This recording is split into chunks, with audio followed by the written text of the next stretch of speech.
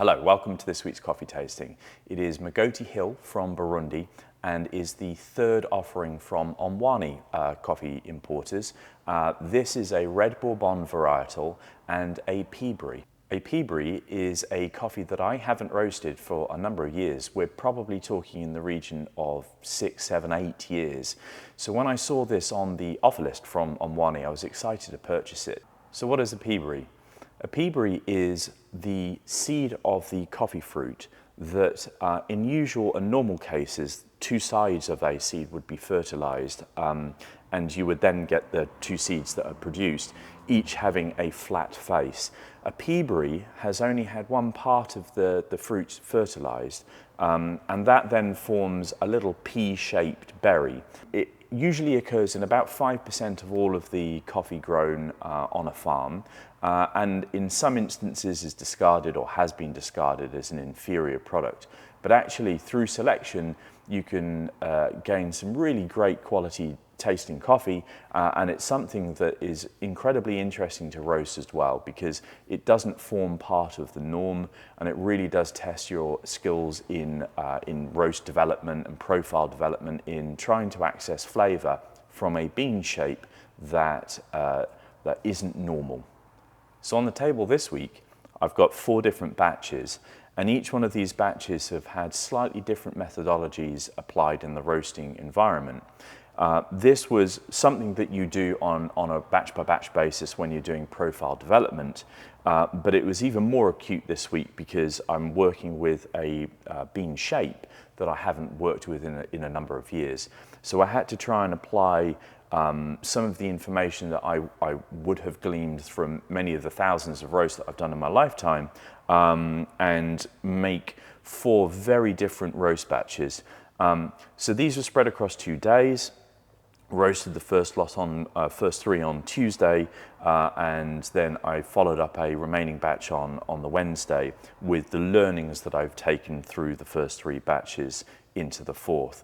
So my first batch roasted for about 10 minutes 24 seconds and an end temperature of around 204.5 degrees Celsius.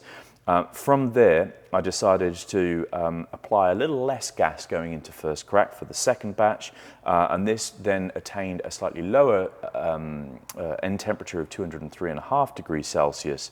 And then the third roast on the Tuesday, I decided to roast much quicker. So this was 9 3/4 minutes.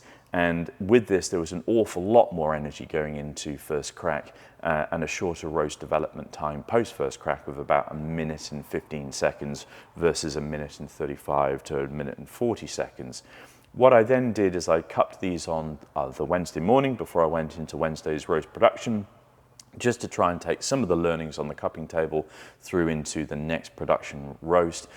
This production roast was 10 1/4 minutes long with an end temperature of 205 degrees Celsius, which is akin to the roast batch on batch number 3. Why did I choose 205 and 10 1/4 minutes? Well, because I found that 9 3/4 minutes was too quick. There needed some degree of degradation of acidity just to balance the cup out. Plus, I felt like the additional temperature just allowed perceived sweetness to come through, something that I personally really enjoy as a roaster and a consumer of coffee products. Let's get into the tasting. So as per usual, I'm just going to run through each of the cups, do a single pass and see exactly what I'm tasting. So here we go.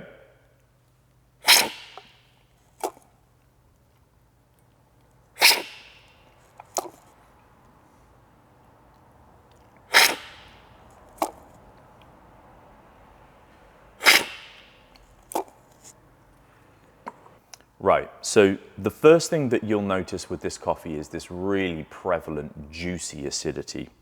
It is something that adds so much depth to the cup. The juicy acidity is definitely within the range of purple fruits. So we've said black currant on the descriptor. There's a broad sort of forest berries, maybe some red currant, but the thing that you'll really notice is this juiciness, and juicy in purple fruit spectrum. So next I'll just go through the body and feel how that sits on my palate. So we'll do another pass.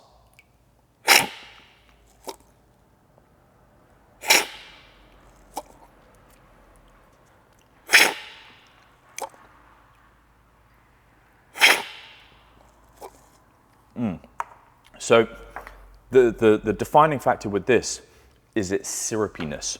It's a light roast, light coloration, roast times and development times such that I really wanted to try and accentuate the acidity and the juiciness of the fruit composition.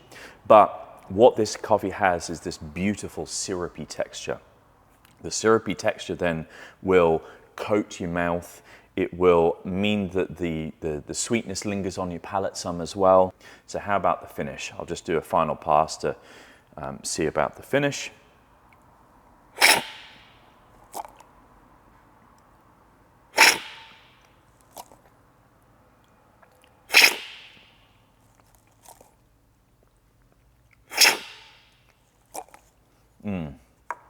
So we've used flavor descriptors of licorice on this. So with the licorice, I've got that licorice characteristic, but there's also a lingering berry characteristic. There's a touch of spice in there as well.